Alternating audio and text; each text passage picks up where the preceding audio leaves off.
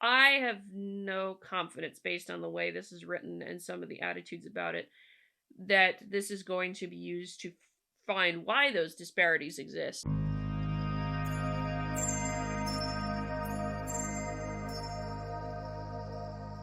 Okay, so this article is older, but I thought it would be good to go through. I mean, older by like what, a week, 2 weeks, something like that at this point. Um, because of what it's talking about here, and I think highlight my concerns with the effort here, which are partially mentioned in the article. I'm not going to read the whole thing because it is a long article, but I do want to show a few things that are relevant and make some comments based on that. The giant plan to track diversity in research journals. Efforts to chart and reduce bias in scholarly publishing will ask authors, reviewers, and editors to disclose their race or ethnicity. So, if you want to take a guess at what I'm already thinking about when I read that headline, is talked about it in the other article on the BS nonsense of there being whiteness in introductory physics classrooms. One of the things they started with straight from the jump was we observe racism existing because of we observe it in these disparities, presuming that the disparity is caused by the discrimination.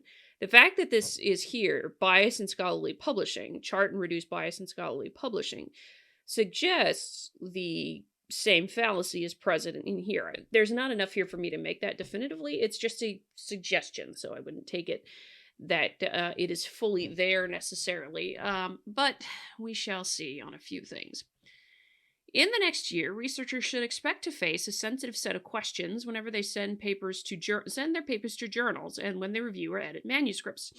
More than 50 publishers representing over 15,000 journals globally are preparing to ask scientists about their race or ethnicity as well as their gender in an initiative that's part of a growing effort to analyze researcher diversity around the world.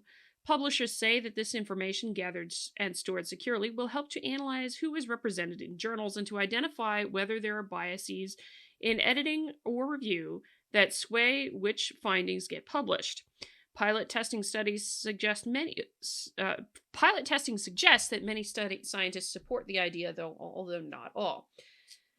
I will say right away, I am not against the idea of collecting demographic information. Data is data. There is a question about the interpretation of the data, why some of the things you see in the data are what they are. What I am concerned about is what I've already hinted at with this, that it will be merely used to state that there are biases. And in fact, that's what they're talking about here. Will help to analyze who is represented in journals and to identify where there are biases in editing or review that sway which findings get published. If you're gathering simply demographic information, how many people of which groups are present, and you identify a disparity, that doesn't tell you anything about whether or not there is a bias. Because to assume a disparity is caused by a bias or discrimination is a logical fallacy in and of itself. There may actually be many causes to that. And that is the concern that I have, is that unfortunately this massive collection of data is going to be used to justify a fallacy. That there are biases and therefore we have to do all this, and this. Well, do you really know that? Do you really know that's the reason?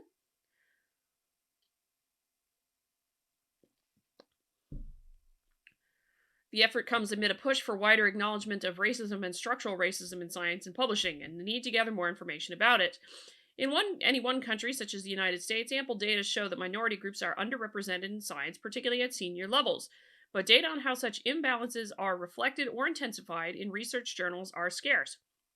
Publishers haven't systematically looked, in part because journals are international, and there has been no measurement framework for race and ethnicity that made sense to researchers of many cultures. This is a fair point to put in as a challenge when you're talking about demographic information, because if you have a journal that's based in the United States, Association for the American Association for the Advancement of Sciences publishes Science amongst that other whole family of journals. That is probably the biggest journal thing in the business. Like I said, it's like 7% rejection rate. If you get in there, you've made your career, is what it usually has been. I don't look very favorably upon Science anymore, just much the same as I don't tend to look very favorably on Nature, for reasons of wokeness, to be honest, that they've gone in that direction. But at the same time, they get submissions from all over the world. It doesn't have to be just in the US where you submit to, and that's true of just about every journal, unless it is a journal that quite specifically has a topic in very one region here. If the journal itself is like specific aims and scope has for a particular region, then you can, unless it does, you can get publications from all over the world. An example of one where it would be region specific, there is a journal that focuses, peer-reviewed journal that focuses specifically on water issues in Texas. That's it. You wouldn't submit something where your study region was outside of that area, outside of the area of Texas, or your study region was didn't have direct influence on Texas. Your study didn't have direct influence on Texas. You wouldn't have submit that either. So you wouldn't submit something that was done in, say, China, India, Russia, any number of different places, to a journal that is specifically focused on issues in Texas. So there is that particular difference. And so most journals are very international in their publications. And so it is incredibly difficult to look at the demographic information there also, because you're not just looking at the United States at that point. Even if the publisher themselves is in the United States, they may very well be publishing stuff that comes from an international audience. This happens very typically. Actually, one of the ones I can immediately think of is the American Meteorological Society. Does publish from international authors. So it's not unheard of at all. So that's where it also gets extremely difficult to actually look at it. And it also raises a serious question of whether or not this acknowledgement is actually valid, which I suspect probably is not. Because again, like I said, just having a disparity does not prove discrimination exists. That's a logical fallacy if you're going in that direction. Let's see. What they're talking about in most of this is that there is an absence of data in here, which is true. There's a lot of things that aren't captured. Like I said, this is actually fairly long, so I'm not going to go through all of this today. But there are some things I wanted to point out. So like the American Geophysical Union is starting to do more of this, where they're actually starting to collect data on race and ethnicity. 2019 researchers used the data submitted to manuscript journals, cross-checked information. The other thing they talk about in here, I think it's, there's another thing they were talking about in here. Yeah, computational audit. So I actually did a little bit on this. It was the intersectional inequalities paper that I talked about in review. It was one of the things they did there was a computer algorithm to look at different names and make a guess on the ethnicity based on the name, effectively, is what the algorithm is doing. So there's that. That's what they're been trying to do. They're recapping a bunch of things that people are trying to do to get at some of the classifications and what have you. They're also talking about the things like cultural understanding of race and ethnicity differs by country. Social categories in India or China, for instance, are different from those in the United States. Historical associations of asking people to disclose those personal descriptors poses another set of problems and could, if not sensitively handled, intensify concerns about how the data will be used. I have my own concerns about how the data will be used just from what I've said, in that you may spot a disparity and presume the reason why. That's the reason I dislike the way this is going in the tone of this article. I don't disagree with looking at the demographic data. I don't have a problem with that. But it's the interpretation of that data which may not be entirely accurate, because you're seeing there's a tendency when looking at this stuff through the lens of postmodernist thought and wokeness in science that you see disparity, therefore discrimination. That is a logical fallacy, when there could be very many other reasons why that's happened. Anyway.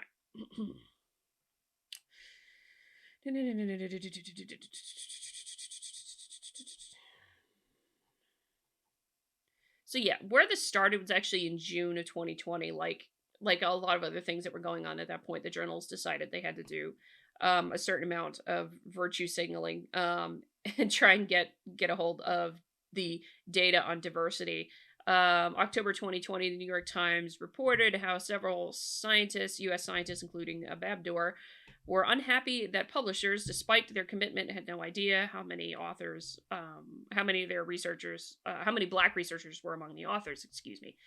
For that, let's see. So they're talking about in here others who are going through this. They highlight the incident with the JAMA deputy editor, who frankly shouldn't have been fired for expressing an opinion, but that's a whole other thing. That's not for right now. And so they start to go through the data that they have. And as I said, yeah,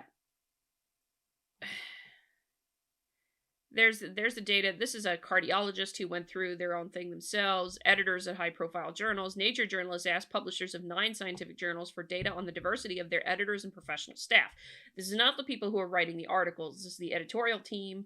This is the professional staff that does all the work of getting everything formatted and getting everything online onto websites or in print. All that kind of group is what they're talking about here. None provided race or ethnicity data at the journal level, although some did provide across the family of journals. For detailed responses, see the supplemental information. So this is Science, one of the biggest ones, published by the American Association for the Advancement of Sciences. Provided gender and race or ethnicity data for editors and advisors across the Science family of journals. I'm wondering what the no data thing is. If that's just that that the people on their staff didn't provide that information, which is fine. Let's see, the American Chemical Society. That's the Journal of the American Chemical Society editorial board and race or ethnicity data across the editors, American Generals. Okay. JAMA, this is the American Medical Association. Nature, provided gender, ethnicity, what have you. You're showing me disparities. I'm not going to lie, there's disparities there. Not showing me anything about why those disparities exist. And I'm not going to make the presumption that it's because of discrimination in any form. Because we just simply do not know that. You can make the assumption if you want, but I'm not going to make that assumption myself. Yeah, so they're talking in here, the American Association for the Advancement of Sciences had begun looking at some of this published data collected over the past year. American Chemical Society. So the American Association for the Advancement of Sciences, Science family authors and reviewers. So the authors and the peer reviewers, again, who provided no data. So there's like 65-ish% that didn't provide any data at all. Here, they also differ between the journals and the categories they report. American Chemical Society, here there's a fair bit here, prefer not to say, self-describe. Reviewers across the American Chemical Society, the Royal Society of Chemistry, which, as you might notice, Professor Krylov here pointing out that they having an editorial thing where they're trying to get anything that may be offended not allowed to be published, as I understand it. Offensive not allowed to be published, as I understand it. Let me say that again. Again, a bunch of them said no data on that for authors in the Royal Society, which is a UK-based publisher. But yeah, this is, I'm not surprised to see a bunch of them say no data because never had to provide it before. And frankly, I really honestly hope that they never go to the extent of demanding as a condition of me submitting a publication or becoming a reviewer that I have to fill out demographic information, because I would be dramatically uncomfortable doing that because of some of the nature of the way postmodernism works, where you give favorability or disfavorability based on race or sex or gender or any number of different things. It's been my observation that there tends to be more bias with some of the postmodern philosophy that presumes that disparity equals discrimination. Let's see. For its part, the joint group of publishers was ready in February 2021 to consult the specialist demographer Anne Morning at New York University about its draft framework asking about race and ethnicity. It was a neat challenge, said Morning, who advises the U.S. government on its census process. She was intrigued by the difficulty of coming up with a standard schema that could apply across cultures. At that time, she says, publishers had thrown together a list of terms describing race and ethnicity, but they had not thought about how it would all fit together. It was immediately obvious it was very confused. She advised separating ethnicity and race into 2 questions.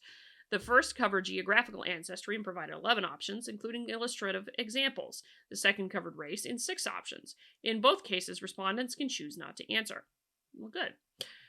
The draft was then sent to researchers for pilot testing with a short accompanying survey. Of more than 1,000 anonymous respondents, greater than 90% reported their race and ethnicity, and more than 2/3 said they felt well represented in the schema. About half said they would be comfortable providing this information when submitting a paper. Yeah, I would fall in the half that's not comfortable with this, to be truthful. The results suggest that some respondents were not willing to give the information. But Falk Krasinski, who led the market research on behalf of the joint group, says that the response rate was much higher than expected. Even if people didn't feel entirely well represented, they were willing to answer. They didn't need perfection. Some respondents who were concerned about giving their race or ethnicity said they didn't feel it necessary because they believed science was a meritocracy. Or maybe science is about meritocracy, and that's the ideal that we're supposed to be shooting for. I don't necessarily think this, well, I would love to see the exact phrasing, let's put it that way, of the respondents, but that's a whole other thing. Others, however, worried about how the data would be used. Publishing group has since changed its wording in the questions to make clearer why collecting the data and how that will be used and stored. The information will not be visible to peer reviewers, although collected through editorial management systems will be stored separately with tightly controlled access. Publishers will meet next month, so sometime in March, because this was the end of February, to vote on endorsing the scheme and to roll it out into editorial management systems. They declined to share the final list of questions and categories publicly until they had reached a consensus. So this is the big thing to point out. The big news of this article is that multiple journal publishers are pushing this into their editorial management systems. Just like anything now, these are computerized systems for the submission of journal articles. And also for the review process. They handle both things at the same time. And so these things here that are certainly interesting to me, frankly, I would not, I know where I'm at with this because I have no confidence in the way that they're going to use this data right now. Because as I said, they seem, at least from the way this article is written and the way they're talking about the subject in terms of the authors and different people contributing, they seem to be more interested in the data in the sense of the disparity equaling discrimination fallacy that they put forward, or at least it seems like they put forward. I really have to couch it because it's not very solidly there to me. But it's concerning. So for me personally, I would not volunteer any of my information. I will not do that. I'm very comfortable saying that publicly, that I will not provide any of that. For the authors, because you cannot show me how this data is going to be used. At this point, I'm not comfortable providing it to you.